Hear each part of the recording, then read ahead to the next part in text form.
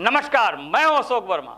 TV 20 news रोजाना ताजा update के साथ ही ताजा तरीन खबरें आपको उपलब्ध कराते रहता है।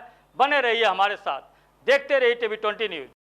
आजमगढ़ के बरदा थाना क्षेत्र के अंतर्गत गोड़हरा गांव में हरिशंकर मिश्रा व उमाकांत मिश्रा अपनी भूमिधरी में 29 मई को शौचालय का निर्माण करा रहे थे। तभी उनके विपक्षी श्रीकांत मिश्रा व उनका पूरा परिवार आधमका और उनके शौचालय टैंक का तोड़फोड़ करने लगा। हरिशंकर मिश्रा व उमाकांत मिश्रा ने जब इसका विरोध किया तो मिश्रा गाली गलौज देकर मारपीट पर उतारू हो गया। इसके बाद हरिशंकर मिश्रा ने 100 नंबर पर सूचना देकर पुलिस को बुला दिया। फोन नंबर ने दोनों को डायल 100 में आज 30 मई को दोनों पक्षों के थाने पर बुलाई। दोनों का शांति भंग में चालान कर दिए, जबकि पीड़ित का कहना है कि जब हम शौचालय अपनी भूमिधरी में बना रहे हैं, जबकि विपक्षी की जमीन हमारी भूमिधरी के बगल में है, इसके बावजूद भी ये लोग हमेशा मारपीट पर उतारू रहते हैं, जिससे हम लोग डर के जी रहे हैं। हम लोग को बाहर निकलने पर हमेशा डर और भय बना रहता है। तो बड़ी खबर है आजमगढ़ से, जहां शौचालय निर्माण को लेकर विवाद हुआ और मामला थाने में पहुंचा और पुलिस पर पीड़ित ने आरोप लगाया है कि कार्रवाई में लिपापोती की जा रही है। कहाँ के रहने वाले हैं? गोड़हरा तहसील काशिर लालगंज थाना। बरदा। क्या मामला आज अपना? हाँ सर, हम लोग की वो भूमि है, वो हम लोग को शौचालय नहीं बनवाने दे रहे हैं। विपक्षी हैं श्रीकांत मिश्रा, प्रेम, ये सब हैं और थाने पे हम लोग आए हैं। यहाँ पे हम लोग की सब चीज़ मिली है, लेकिन वो लोग ज़बरदस्ती नहीं बनवाने दे रहे हैं। दबंग किस्म के हैं क्या? हाँ, और जो शौचालय का टैंक बना था वो हम लोग बनवाए थे, 5 फुट तक बना था, वो लोग आके सब तोड़ दिए। कौन लोग तोड़े हैं? श्रीकांत मिश्रा और प्रेम, उनकी पत्नी भी, उनकी पत्नी, जो कि हमकी पुलिस की परमिशन से बनवाए थे। पुलिस की परमिशन हाँ, थी? पुलिस वाले ने सलाह दी था 28 तारीख तक था, तो 28 तारीख तक वो लोग नहीं कर पाए, तो हम लोग 29 तारीख को सुबह में बनवाए। वो लोग दोपहर को आके 1 बजे गिरा दिए सब, और वीडियो बना के भी हम लोग थाने पे सब चीज़ दिखाए। सर लोग बोले ठीक है, अभी इधर से परमिशन मिला, लेकिन ये लोग मान नहीं रहे हैं। क्या चाहती हैं आप? हम बनवाना चाहते हैं, क्योंकि हमको शौचालय चाहिए। दिन में हम लोग कहाँ जाएंगे, रात रात को घूमता रहता है। और श्रीकांत मिश्रा जो है ना, और श्रीकांत मिश्रा, प्रेम, सब लोग रात को 1 बजे, 12 बजे, 2 बजे, अभी आज रात को ही आया था 2 बजे, वो ईटा गिरा रहा था। खबर उत्तर प्रदेश के आजमगढ़ जनपद से है, जहां आज हिंदी पत्रकारिता दिवस पर दैनिक देवव्रत कार्यालय पर एक कार्यक्रम का आयोजन हुआ। आपको बता दें कि पंडित जुगल किशोर ने जिस समय हिंदी का पहला समाचार पत्र निकाला था, उस समय देश पर अंग्रेजों की सत्ता थी और उनका उद्देश्य देश को उनकी गुलामी से आज़ादी दिलाना था। लेकिन आज पत्रकारिता के पूरे मायने ही बदल गए। आज अपनों सत्ता है, लेकिन पत्रकारों की जिम्मेदारी उन्हें अन्याय, शोषण के प्रति जागरूक करने के साथ देश के विकास में महत्वपूर्ण भूमिका निभाने की है। रविवार को हिंदी पत्रकारिता दिवस के अवसर पर दैनिक देवव्रत कार्यालय पर आयोजित कार्यक्रम को संबोधित करते हुए दैनिक देवव्रत के प्रधान संपादक विजय कुमार ने कहा कि तब पत्रकारिता के सामने एक मिशन था कि देश को अंग्रेजों से मुक्त कराना है, किंतु आज उनके सामने अनेकों समस्याएं मुंह बाए खड़ी है। एक तरफ शासन सत्ता के लोग हैं जो अपना मनचाहा करवाना चाहते हैं, तो दूसरी तरफ अपराधी और माफिया हैं जो अपने हिसाब से हैंडल करना चाहते हैं। इन दोनों के बीच संतुलन बनाते हुए पत्रकारों को जनता के पक्ष में खड़ा होना होता है। इसका ताज़ा उदाहरण कोरोना महामारी का काल है। जब चारों तरफ ऑक्सीजन, बेड और दवा के लिए हाहाकार मचा था, तब यही पत्रकार अपनी कलम से सत्य उजागर करने में लगे थे, जिसके कारण सत्ता समर्थकों ने उंगली उठाना शुरू कर दिया। लेकिन लेखनी का ही जोर था जो सत्ता को सच्चाई स्वीकार करते हुए व्यवस्थाओं को ठीक करने की कवायद करनी पड़ी। कार्यक्रम की अध्यक्षता कर रहे वरिष्ठ पत्रकार मनोज जायसवाल ने सभी का आभार व्यक्त करते हुए कहा कि आज पत्रकारों के सामने ज़्यादा चुनौतियां हैं। कार्यक्रम का संचालन संदीप उपाध्याय ने किया। इस अवसर पर विवेक गुप्ता, उदयराज शर्मा, अश्वनी यादव, पितेश्वर कुमार शिबू, प्रशांत राय, हेमेंद्र सिंह, राजेश यादव, ज्ञानेंद्र, शैलेंद्र शर्मा आदि लोगों ने भाग लिया। कार्यक्रम को संबोधित करते हुए दैनिक देवव्रत के प्रधान संपादक विजय कुमार ने क्या कुछ कहा, आपको सुनवाते हैं। हिंदी पत्रकारिता दिवस के अवसर पर आज ये कार्यक्रम आयोजित किया गया है। उत्पन्न महात्मा का जब प्रकाशन हुआ था, तो उस समय देश पर अंग्रेजी हुकूमत थी और उनका उद्देश्य अंग्रेज़ों के खिलाफ माहौल खड़ा करना और आज़ादी की लड़ाई को बल देना था। जबकि आज माहौल पूरी तरह से बदल गया है। आज की पत्रकारिता जन सरोकार से के लिए हो रही है और आज चुनौतियां ज़्यादा हैं। ऐसे में पत्रकारों को जनता के भय, भूख और भ्रष्टाचार के संघर्ष को आवाज़ देना पड़ेगा, तभी जनपक्षधर्ती पत्रकारिता हो सकेगी।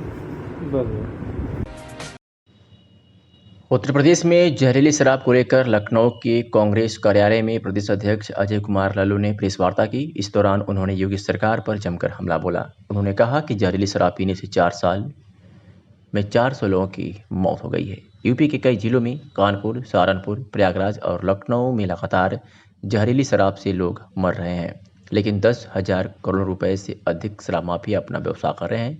योगी सरकार उन पर कोई कार्रवाई नहीं कर रही है। वही उन्होंने कहा कि कांग्रेस का प्रतिनिधिमंडल अलीगढ़ गया हुआ है, लेकिन वहां पर जिला प्रशासन आंकड़े छुपाने में लगा हुआ है। वही उन्होंने मांग की है कि संरक्षण देने वालों के खिलाफ कठोर कार्रवाई की जाए। सुनवाते हैं क्या कुछ कहा मीडिया से अजय कुमार लल्लू, प्रदेश अध्यक्ष कांग्रेस ने। सत्र के दौरान सरकार ने सदन में लाकर यह कहा था कि जहरीली शराब बेचने वालों के खिलाफ फांसी की सजा होगी। मैं पूछना चाहता हूं सरकार से, कितनी कार्रवाइयां हुई?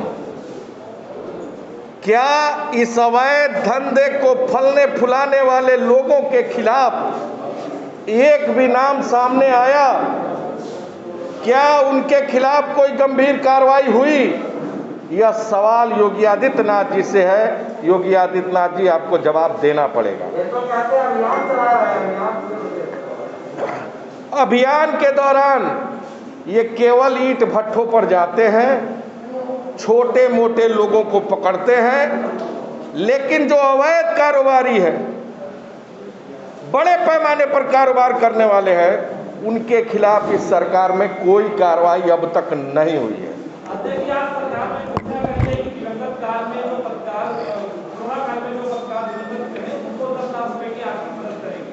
मैं समझता हूं कि कोरोना काल के दौरान हमारे पत्रकार साथी हों, डॉक्टर हों, शिक्षक हों या तमाम लोग, आम लोग भी, जो लोग इस बीमारी महामारी के दौरान अपने जीवन को गंवाए हैं, कम से कम उनको 50 लाख रुपए का अनुदान देना चाहिए।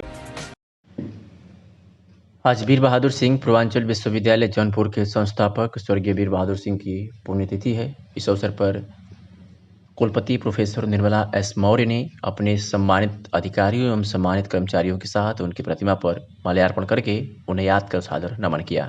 साथ ही doctor Akhilesh Chandra associate professor, शिक्षा संकाय श्री गांधी पीजी कॉलेज माल्टारी आजमगढ़ एवं doctor Geeta Singh associate professor व अध्यक्ष हिंदी विभाग डीएवी पीजी कॉलेज आजमगढ़ की तरफ से स्वर्गीय वीर बहादुर सिंह की पुण्यतिथि पर सादर नमन किया गया। तो आपको बता दें कि उत्तर प्रदेश के पूर्व मुख्यमंत्री पूर्वांचल विश्वविद्यालय जौनपुर के संस्थापक स्वर्गीय वीर बहादुर सिंह की पुण्यतिथि पर पूर्वांचल विश्वविद्यालय के गेट पर स्थित उनकी प्रतिमा पर कुलपति प्रोफेसर निर्मला एस मौर्य, कुलसचिव महेंद्र कुमार, सहायक कुलसचिव अमृतलाल, अजीत प्रताप सिंह, बबीता सिंह, विश्वविद्यालय के मीडिया प्रभारी डॉक्टर राजकुमार सोनी, कर्मचारी संघ के संस्थापक उपाध्यक्ष डॉक्टर प्रमोद सिंह, कौशिक, करुणा निराला, शीलनिधि सिंह सहित सैकड़ों शिक्षक कर्मचारियों ने उनकी प्रतिमा पर माल्यार्पण कर उनको नमन किया।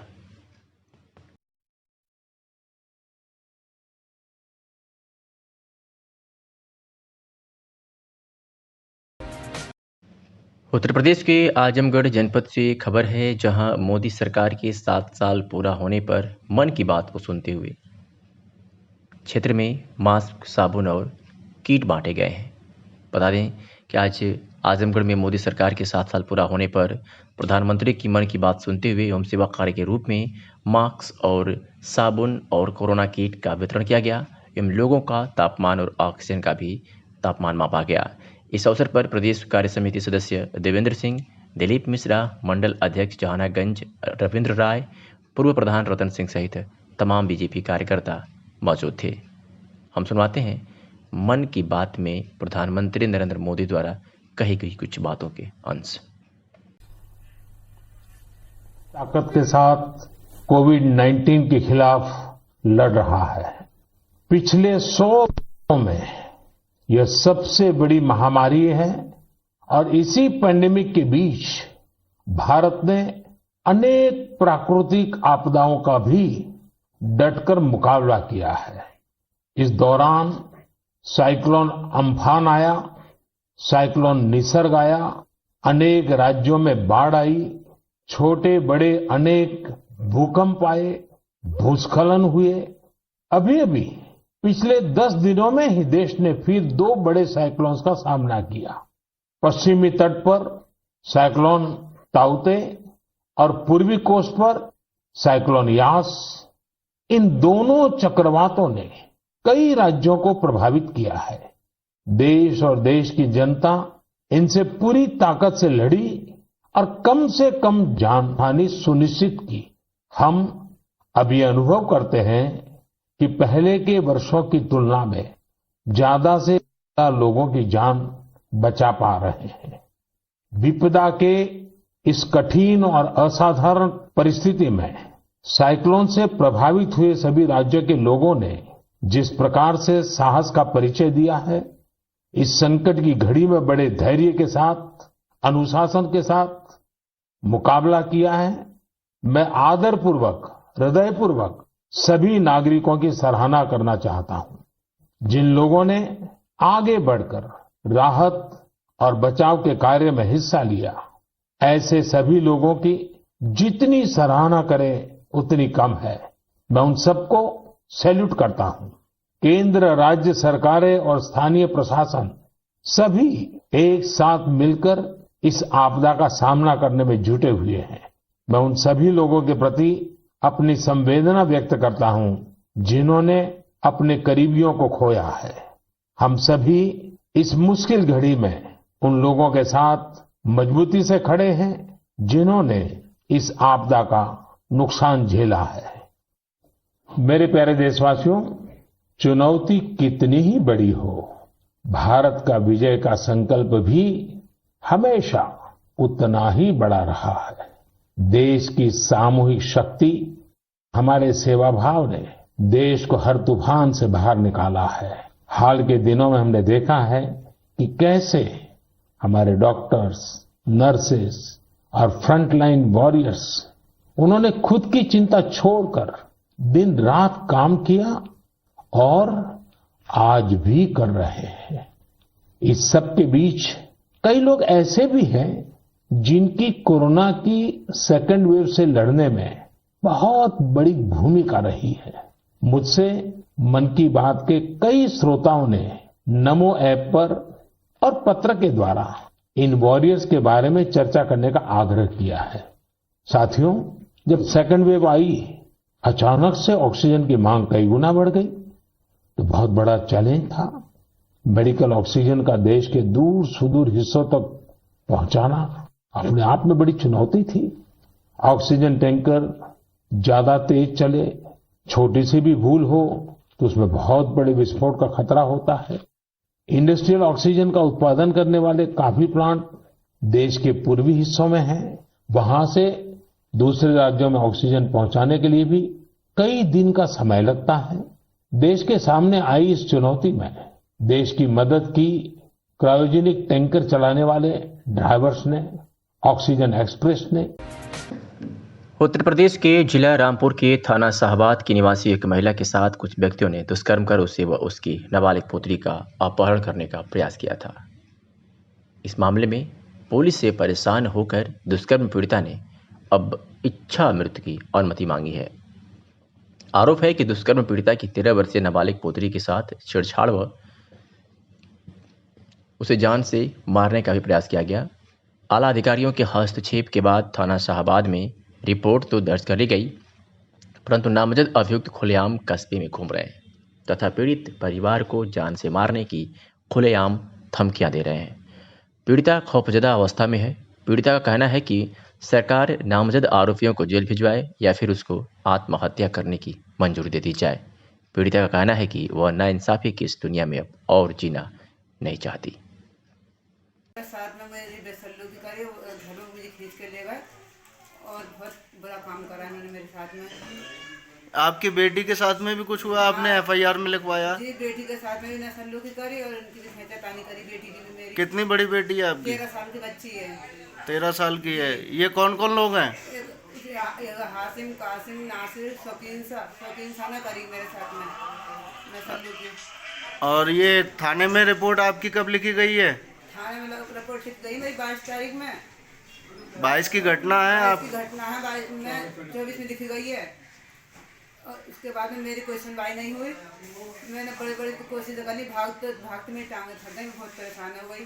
बड़े बड़े अधिकारियों को उससे मेरा काम हुआ, इसमें मेरी नाकाम बैठा रहे हैं। मेडिकल हो गया आपका? मेडिकल बड़ी मेहनत से बहुत ज़्यादा रोई चीखी, मैं बहुत तेज परेशान हुई। जब मेरे इन लोगों ने सुनवाई करी तो जब भी मेरी रिपोर्ट नहीं आई, ना मेरा बयान लिए अभी तक। मैं चाहती हूँ मेरे बयान हो जाने चाहिए। आपके अदालत में बयान नहीं हुआ अभी? नहीं हुआ अभी।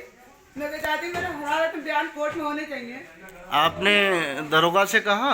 बहुत कहा, सबसे कहा, मेरी किसी ने सुनवाई नहीं करी।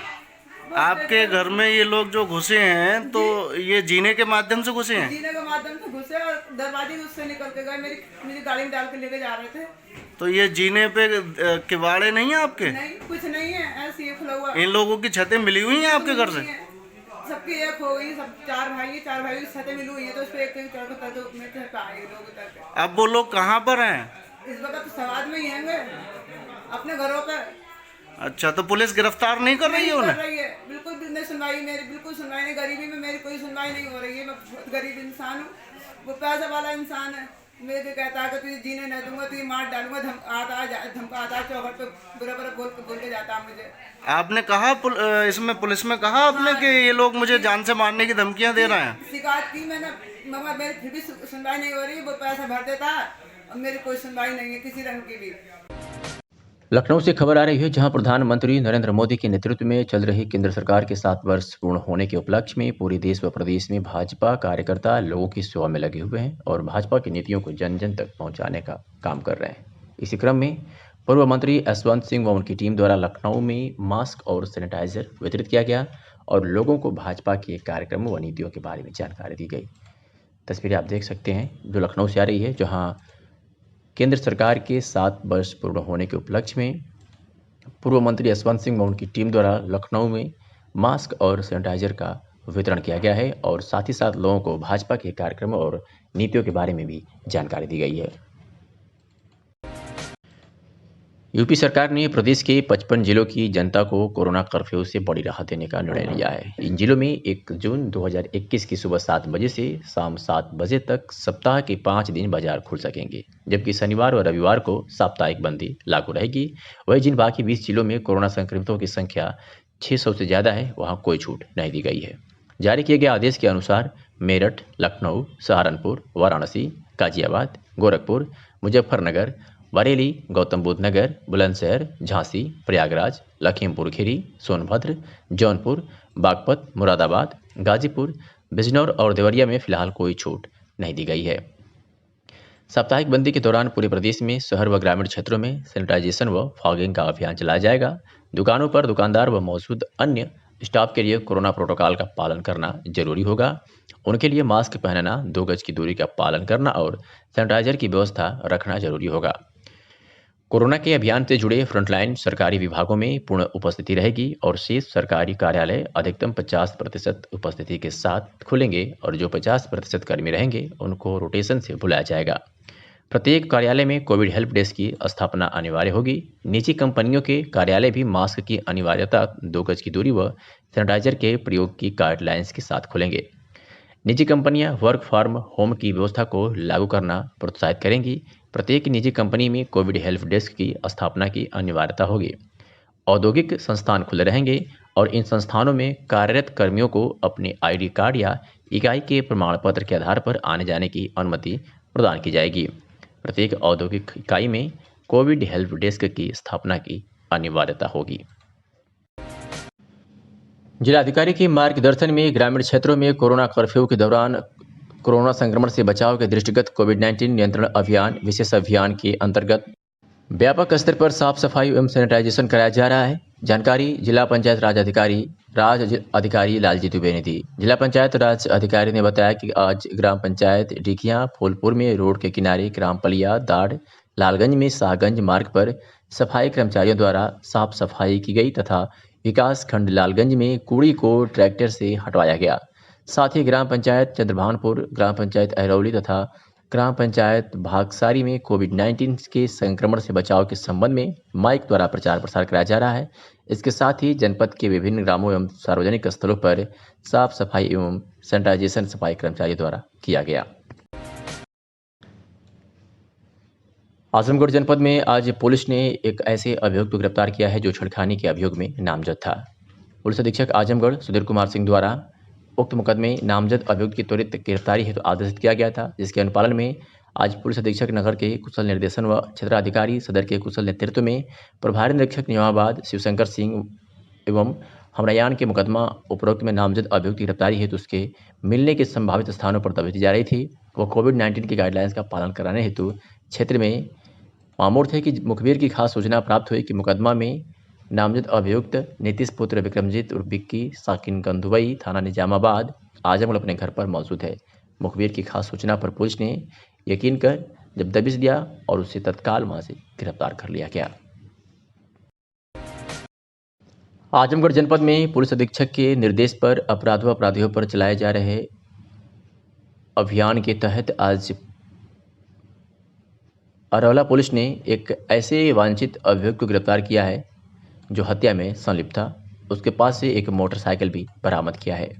बता दें कि वरिष्ठ पुलिस अधीक्षक आजमगढ़ सुधीर कुमार सिंह द्वारा वांछित वारंटी अभियुक्त की गिरफ्तारी के संबंध में चलाए जा रहे अभियान के क्रम में अपर पुलिस अधीक्षक ग्रामीण क्षेत्राधिकारी बुढ़नपुर के कुशल नेतृत्व में थाना अध्यक्ष प्रकाश शुक्ल मैं हमराही पुलिस बल द्वारा वांछित अभियुक्त प्रदीप यादव उर्फ पुल्ली पुत्र राजनारायण यादव निवासी मंगारीपुर थाना अरौला जनपद आजमगढ़ को केदारपुर पुलिया के पास से एक मोटरसाइकिल के साथ गिरफ्तार कर लिया है। बेसहारा मजलूमों जरूरतमंदों की सेवा में सदैव तत्पर रहने वाला संगठन भारत रक्षा दल के कार्यकर्ताओं ने आज मंडलीय अस्पताल में लावारिस हालत में 1 महीने से भर्ती युवक जिसकी एक दुर्घटना में कमर की हड्डी टूट गई है की साफ सफाई करके नहला धुलाकर उसके कपड़े बिस्तर बदलवा कर उसकी सेवा की। इस सेवा कार्य की अगुवाई के रहे भारत रक्षा दल के नगर अध्यक्ष सुनील वर्मा ने बताया कि विगत दिनों कलेक्ट्रेट से गिरे बच्चे की ठीक हो जाने पर उसे डिस्चार्ज करवाने के लिए कल हम लोग अस्पताल गए हुए थे। वहाँ हमें जानकारी मिली कि एक युवा लावारिस वार्ड में 1 महीने से भर्ती है। वहाँ पहुंचकर उससे बात किया गया। उसने बताया कि उसका नाम रविंद्र है। वह मूल रूप से बिहार का रहने वाला है, लेकिन बीमारी की वजह से उसकी हालत बहुत बदतर हो गई थी। इसे हम लोग अस्पताल पहुंचकर उसको नहला धुलाकर उसका प्राइवेट पार्ट्स आदि साफ कर कपड़े आदि बिस्तर सब बदले और अब उसके बताए पते पर सूचना देने में लगे हैं। प्रशासन से अनुरोध करेंगे कि ढाबा मालिक के खिलाफ कानूनी कार्रवाई की जाए ताकि वह इसकी देखभाल दवा इलाज ठीक ढंग से करवाए। ऐसा इसलिए क्योंकि इस ढाबा पर ही ये व्यक्ति रहता था, लेकिन बीमारी होने की वजह से उसको हटा दिया गया था और कोई इलाज नहीं करवाया गया था। आज के कार्य में प्रमुख रूप से डॉक्टर धीर जी, प्रदीप सिंह, सतीश साक्य, अनूप श्रीवास्तव, रवि प्रकाश, हरकेश विक्रम उपस्थित रहे। क्या नाम है तुम्हार? रविंदर भैया जी। रविंदर? कहाँ पे रहता रहा? यहाँ कौन गांव में बतौला? लालगंज के पास? राजेपुर गांव। केकरे घरे रहता रहा? घुरव पंडित के। कौन पंडित? घुरव पंडित। घुरव पंडित। वो मर गए हो जिंदा हो? वो मर गया। उनके लड़का का नाम बतावा। उनका लड़का का नाम है एक का नाम है गुड्डू, एक का नाम है नन्हे गुड्डू। राजेपुर थाना लालगंज बताओ तो। हाँ। अच्छा, उनके यहाँ रह के फिर कहीं काम करता रहा बतौला जी से? हाँ, काम करते रहे। फिर क्या नाम है उनके यहाँ पहाड़पुर गए थे, वहाँ पे काम करे तो वहीं से गिरे हैं। गाजीपुर पहाड़पुर छत से गिर गया। हाँ। अच्छा, तो फिर यहाँ लिया छोड़ देने लोग? हाँ। कितना दिन से यहाँ हवा?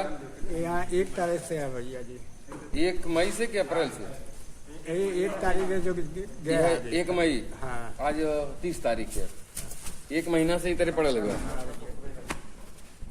इसमें उसमें का नाम, उसका नाम रखे होटल का मालिक का लिखवा के। अच्छा, होटल मालिक के जहाँ पे करते थे। और जो पैसा मिलता था कमा के किसको देते थे? कमाते थे, जो बचता था वो दे देते थे उन्हें, जो पाले थे हम। उन पंडित जी के घर पे? हाँ। कोई तब से कोई खोजने पूछने नहीं आया? नहीं। न होटल वाला न कोई नहीं। होटल वाला खोजे। आजमगढ़ की साइबर सेल पुलिस ने पुलिस अधीक्षक के निर्देश पर एक ऐसे अपराधी को गिरफ्तार किया है जो साइबर क्राइम के माध्यम से रुपयों का बैंकों के खाते से पैसे निकालने का काम करता था। बता दें कि एक सैनिक के साइबर अपराधी द्वारा निकाले गए 40,000 रुपये साइबर सेल ने वापस कराया है और ये कामयाबी आजमगढ़ पुलिस अधीक्षक सुधीर कुमार सिंह के नेतृत्व में साइबर सेल पुलिस को मिली है। आपको बता दें कि शिकायतकर्ता मोनू शर्मा ने मोबाइल नंबर पर शिकायत दर्ज कराया कि मैं मुबारकपुर आजमगढ़ का रहने वाला हूं और वर्तमान समय में पंजाब में आर्मी में तैनात हूं। मेरे SBI खाते से 40,000 रुपये साइबर अपराधियों ने फ्रॉड करके पेटीएम में ट्रांसफ़र कर दिया है, जिससे मैं अत्यंत परेशान हूं और यहाँ मेरी शिकायत दर्ज नहीं हो पा रही है। कृपया मेरी मदद की जाए। इस पर साइबर सेल आजमगढ़ ने शिकायत दर्ज कर तुरंत कार्रवाई करते हुए फर्जी तरीके से निकले हुए मोनू शर्मा के खाते से 40,000 रुपये साइबर अपराधी के पेटीएम खाते से वापस कराया। कार्रवाई से खुश होकर शिकायतकर्ता ने साइबर सेल एवं आजमगढ़ पुलिस की जमकर तारीफ की है। मैं मोनू शर्मा आजमगढ़ का रहने वाला हूँ। मेरे पोस्टिंग पंजाब में है। मेरे अकाउंट से 40,000 रुपये निकाल लिया गया, जिसकी सूचना मैं साइबर सेल को दिया और वापस मेरे अकाउंट में पैसे आ गए। जौनपुर से खबर है, जहां वीर बहादुर पूर्वांचल विश्वविद्यालय के जनसंचार विभाग द्वारा हिंदी पत्रकारिता दिवस के अवसर पर रविवार को हिंदी पत्रकारिता, कोविड काल और जन सरोकार विषयक वेबिनार का आयोजन किया गया। वेबिनार के मुख्य अतिथि वरिष्ठ पत्रकार आशुतोष शुक्ल, संपादक दैनिक जागरण उत्तर प्रदेश, ने कहा कि पत्रकारिता पहले भी मिशन थी, आज भी है और सदैव रहेगी। ईमानदारी से पत्रकारिता करने वालों पर सबसे अधिक सवाल उठाए जाते हैं, इससे विचलित होने की जरूरत नहीं है। उन्होंने कहा कि कोविड काल में जनता तक खबरें पहुंचाने के लिए पत्रकार प्रथम पंक्ति में खड़े रहें। मुख्य वक्ता न्यूज 18 इंडिया के वरिष्ठ संपादक प्रतीक त्रिवेदी ने कहा कि कोविड काल के बाद जब नया सवेरा आएगा तो दुनिया बदली होगी। उन्होंने कहा कि समाचारों की दुनिया में PHC, CHC और जिला अस्पताल जो मीडिया के हाशिए पर थे, उनकी उपयोगिता कोविड काल में समझ में आई है। हमें और सरकार द्वारा इसको और मूल्यांकित किए जाने की जरूरत है ताकि यह अच्छी तरह से सुदृढ़ हो सके। अध्यक्षीय उद्बोधन में विश्वविद्यालय की कुलपति प्रोफेसर निर्मला S. मौर्य ने सभी को हिंदी पत्रकारिता दिवस की बधाई देते हुए कहा कि हिंदी पत्रकारिता ने सदैव समाज को जोड़ने का काम किया। कार्यक्रम का संचालन डॉक्टर मनोज मिश्र एवं धन्यवाद डॉक्टर दिग्विजय सिंह राठौर ने किया। कार्यक्रम के सह संयोजक डॉक्टर सुनील कुमार एवं शिफाली आहूजा ने तकनीकी सहयोग किया।